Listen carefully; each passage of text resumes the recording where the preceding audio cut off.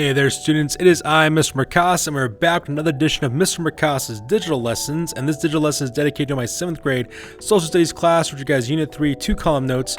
We're continuing on with those 2-column notes. We're going over textbook pages 449 to 453, A Troubled Century. So the main idea of this one says, today conflicts in North Africa and Southeast Asia have roots in the history of the region and why it matters now. Regional conflicts affect the security and well-being of people around the world. So based on what we're seeing and the information on this one, based on that, we can take a look at a couple of things. First thing we might be looking at are some things like with a lot of political things going on, military, government, rules, laws, leaders, judicial systems. We'll be looking at most of that for most of it as well.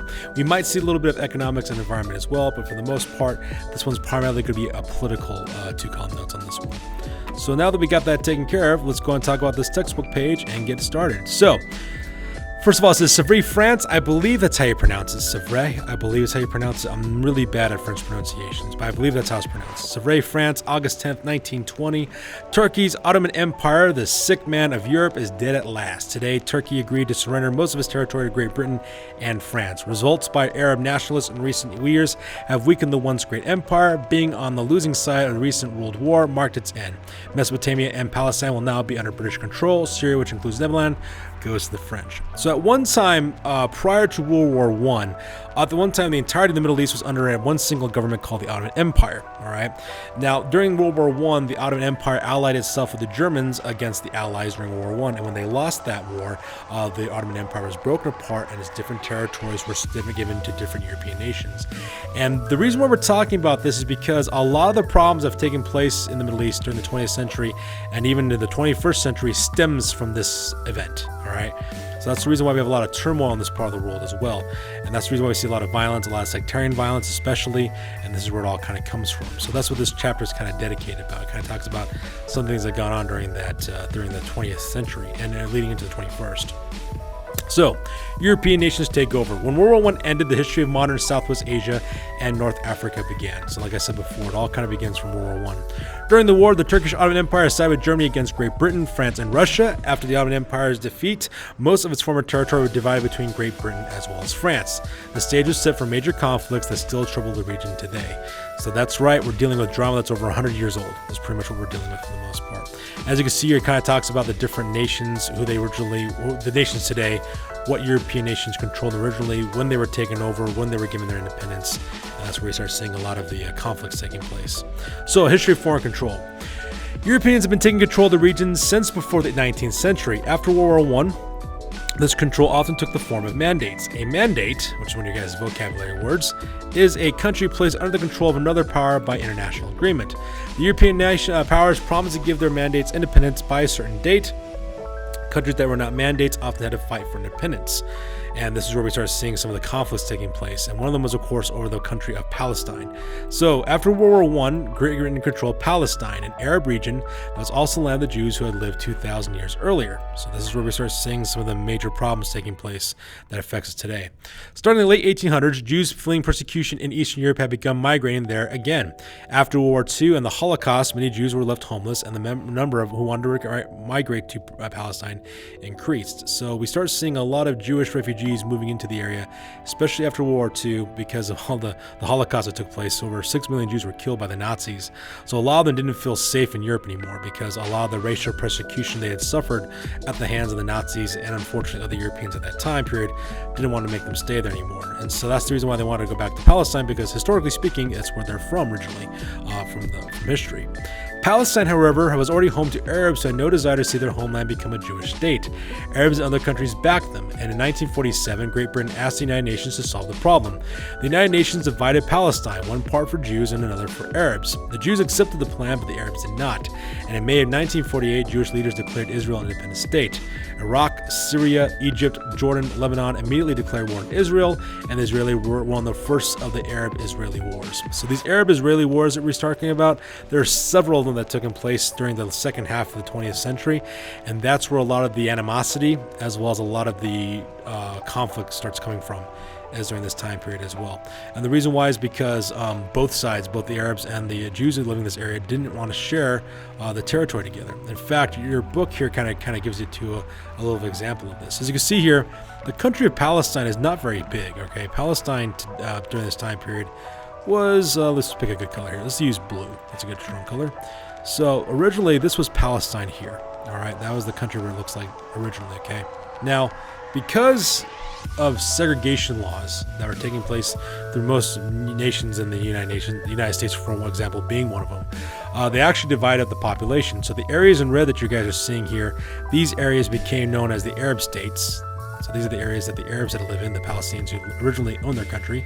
So they were forced out of the areas that they owned, and they had to live in these red areas, while the green areas were given to the Jews who were moving in for that area, okay? The problem was that the areas that were divided up were not really divided fairly. A lot of these red areas you're seeing here are not very bountiful in terms of good farming land and stuff like that. So a lot of the Arabs were upset because, had you owned property before and where modern day Israel is today, you were forced to leave your property and go somewhere else. And so a lot of bad things are happening really bad. People dropped the ball really bad on dividing up the land. So because of that, people got upset. They even got more upset when the people of Israel decided to declare independence and not be part of Palestine. They wanted to make their own country, and a giant war broke out in this region. And as you can see, we have all these different Middle Eastern countries. So Lebanon, Syria, Jordan, Egypt, they started sending military forces into Israel to defeat the Israelis, okay? That's what they decided to do. Now, when it comes to this, Palestinian refugees, about 700,000 Palestinian Arabs had to leave their homes. They fled to other Arab countries and settled in camps set up by the UN. And by 1964, some Palestinian people formed the Palestine Liberation Organization, or PLO, and the PLO refused to recognize Israel's right to exist. Now, so that was the original war that kicked off, the first of the Arab-Israeli wars. However, like I said before, there were several other ones that took place afterwards. So continuing the conflict. In 1967-1973, Israel won a third as well as fourth in the Arab-Israeli wars. Conflict continued even in the peacetime. Over the years, territory passed back and forth between Israel as well as Arab countries. So as you can see here, so originally Israel was here. Okay, this was originally the country of Israel right here. Okay. As time went on, though, because so many of these Arab-Israeli wars were taking place where, Arab countries would attack the Israelis and they'd fight back, what ended up happening is that they were gaining more and more territory. As you see, they took parts of Lebanon, they took parts of Syria, they also took parts of Egypt with the Sinai Peninsula as well. They captured that. They also captured some parts of Jordan as well. So because of that, they're pretty much taking all these territories from these Arabs that they were fighting against for the most part. And as you can see there, we start seeing this taking place. Now, the reason why there's so much conflict in the region, to make matters worse, the reason why the Israelis won these wars was for one simple reason. They had foreign aid. The United States, that was us, we decided to back the Israelis during these Arab-Israeli wars. So if you're wondering why a lot of these Middle Eastern countries are distrustful of the United States and why there's a lot of hardship between both the United States and these Middle Eastern countries, it comes from this time period because the United States was backing the Israelis during the war. The Arab nations of the world felt that we had no business getting involved in this conflict, but since we got involved, we were getting military aid and support to Israel. They were our allies during those conflicts. That's the reason why there's a lot of animosity there. In fact, that's why a lot of terrorist organizations today from the Middle East have extreme anger towards the United States, is because we supported the Israelis during the war, during those time periods. So attempts at peace. In 1979, Egypt became the first Arab country in the region to make peace with Israel. Leaders of Egypt and Israel discussed the Palestinians' wish for their own state. 10 years later, Palestinian Arabs rebelled in the territories controlled by Israel. Finally, in 1993, Israel and the PLO signed an agreement. The PLO recognized Israel's right to exist. Israel returned land to the Palestinians. The next year, Israel and Jordan signed a peace treaty. And in 2000, however, another Palestinian uprising broke out again. Now, here's where we start seeing the sources of the conflict. So this is what's causing all these conflicts. Amongst all the peoples in the Middle East, religious differences contribute to conflict, all right? Jews and Arabs claim holy sites in Jerusalem, which is why there's so much fighting going back and forth, because the city of Jerusalem is the center point of all these religions, as we talked about in the previous chapter. Religious conflicts between Christians and Muslims have erupted in Egypt, Lebanon, and Sudan, and conflicts also occur within religions as well. So not only are you seeing political conflict taking place with people fighting each other because of different governments, different countries, you also have religious conflicts taking place with people of different religions, and you're also starting to see conflicts between the religions themselves, different sects of religions. So like different types of Judaism, they fight amongst each other sometimes. Different types of Islam, Muslims who are living in the religion, they fight against each other. And then of course different groups of Christians also fighting amongst each other in this region as well. So it's just conflict on a conflict with all these differences taking place, that a lot of these conflicts are causing these problems. So, for example, when it talks about these conflicts between different sectarian violence, as we called it, for example, this is the example they talk about here. So, like a lot of the conflicts taking place in Iraq, Syria, as well as Afghanistan, places like that today, comes from the sectarian violence between the Sunnis as well as Shia Islam. Islam, for example, has two main sects or groups. We have Sunnis as well as Shiites. Most Muslims in the region are Sunni. In Iran, however, most people belong to the Shia branch of Islam.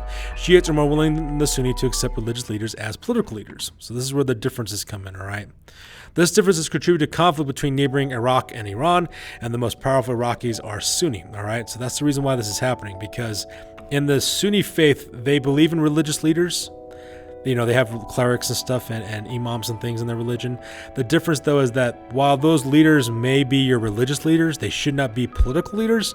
While in Shia Islam, they believe that religious leaders and political leaders should be one and the same. So that your local priest, for example, should also run your country. And that's the reason why there's a difference between them as well. Not only that, we also have conflict between ethnic groups taking place in the area as well. Trouble also occurs when different ethnic groups come into conflict. For example, like most people in the region, Iraqis are descendants of Arabs who spread throughout the Arabian Peninsula in the 600s. Most Iranians, however, are Persian, all right, which are people originally from Central Asia who lived in the Iranian plateau for about 3,000 years. Arabs and Persians have different histories and they speak different languages. These differences also contribute to conflicts between Iran as well as Iraq. All right, so we also have racial tension taking place as well between the two of them. All right, so that's the reason why we start seeing those conflicts taking place. So aside from that, we also have nationalism also being a problem in this part of the world. Some ethnic groups went from their own countries. At least 20 million Kurds, for example, live in the mountainous areas of Iran, Iraq, Syria, and Turkey, and other countries of the region. Most Kurds are Sunni Muslims and speak a language related to Persian, and many Kurds have died in their fight to gain their own state. So we also see that taking place. The Kurds, sadly, are heavily persecuted in the region. Because they're just ethnically different from most of the people that live in the region. So because of that, the Kurds always wanted to have their own country because of that. So that also causes some more violence in the area as well. And then, of course, we also have fundamentalism being a problem as well. Muslim fundamentalists believe Islam should be strictly observed, and in 1979, Shiite leader Ayatollah Khomeini took over the government of Iran. Khomeini objected to the way the former ruler had been westernizing the country. Khomeini's government passed laws forbidding the sale of alcohol, limiting the freedom of women. Fundamentalist movement has also risen in other countries in the region, often coming to conflict with people who have less strict belief as well. So we start seeing a lot of that taking place. So if you want to know why Iran and the United States are enemies on a geopolitical level, it's because at one time, prior to the revolution in 1979, Iran and the United States used to be allies. However, when the Iranian Revolution took place and Ayatollah Khomeini became the leader and they became a caliphate, a religious nation, that's where we started seeing conflict between both of our countries as well. So as you can see there, a lot of these conflicts are being driven by different factors, and so it's causing a lot of problems for everybody for the most part. Not to mention, we also have a lot of violence in this part of the world as well. It says the neighboring countries of Iran and Iraq had long disputed who owned the oil-rich territory between them, and in 1980, Iraq, led by its absolute ruler Saddam Hussein, invaded Iran. So we start seeing the beginnings of the Iraq as well as the Iran wars between these two countries over oil-rich territories. So the Iraq War lasted 8 years. As many as 1 million people died, including soldiers as well as young as 11 to 12. So a lot of war took place there. Neither side could gain a clear victory. In 1988, both countries finally signed a ceasefire agreement developed by the United Nations. However, even though that war took place, though, it didn't stop because Saddam Hussein decided to keep on going.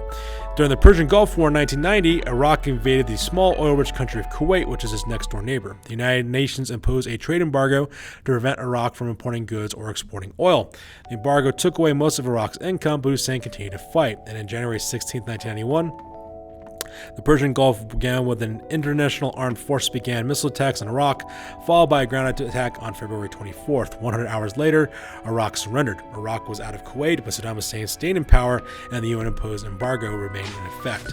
So we start seeing that too. That was the Desert Storm conflict. Like I said, the war only lasted about 100 hours, and the reason why is because the United States as well as other countries got involved, and the ground war only lasted about 4 days, and by the time it was done, the Iraqi military was pretty much destroyed by the time it was done. But even though the Persian Gulf War had occurred, though, conflicts still continue to go. So war with Iraq. By the early 2000s, President George Bush had come to believe that Iraq leader Saddam Hussein was hiding dangerous and illegal weapons. The Bush administration was afraid that terrorist groups might use these weapons to attack the United States, and the United States was able to persuade the UN Security Council to support an invasion of Iraq. On March 20th, 2003, however, the United States, joined by Britain, Australia, and other allies, invaded Iraq. So that basically led to the Iraq War that we started seeing, all right? And we still have soldiers even there to this day, 20 years later. And this was a reaction because of 2001 when 9/11 happened and the World Trade Center was attacked by terrorist groups. That's what kind of prompted this conflict. The United States has already declared war in Afghanistan against the Taliban, who was the control of that country. So we fought against those guys. We were afraid that we were going to ally with Saddam Hussein, so we launched an invasion directly into Iraq as well. And it's just been going on ever since then. It says, rebuilding Iraq. On April 9th, 2003, U.S. forces gained control of Baghdad and toppled Hussein's regime. And by May 2003, President Bush announced that combat operations in Iraq had ended. But as you know, this book was written a long time ago when they wrote this book. Even to this day, it's been almost 20 years later, and we are still there, almost 20 years later, still in the region, still dealing with problems. And unfortunately, those look like there's no end in sight in the near future anytime soon. So because of that, that's where we start seeing this. And all this happened because of what happened during World War I and leading all the way to now. So it's a huge mess with a lot of different moving parts causing all these conflicts. And no matter what you look at, there is no single solution to any of it. It's just a huge problem in this part of the world. I mean, it's been going on for centuries, and it'll probably go on for centuries more, unfortunately. So that's one of the reasons why we see that taking place there. Okay, you guys, that's good to do for your guys' third section for pages 449 to 453. Make sure you guys are adding this information to your guys' 2-column notes and putting them in the correct categories. And if you have any questions, go ahead and shoot me a message on Schoology, and I'll get back to you guys as quickly as possible. So that's good to do for this one, you guys. You guys stay safe, stay healthy, and we'll see you guys on the next digital lesson.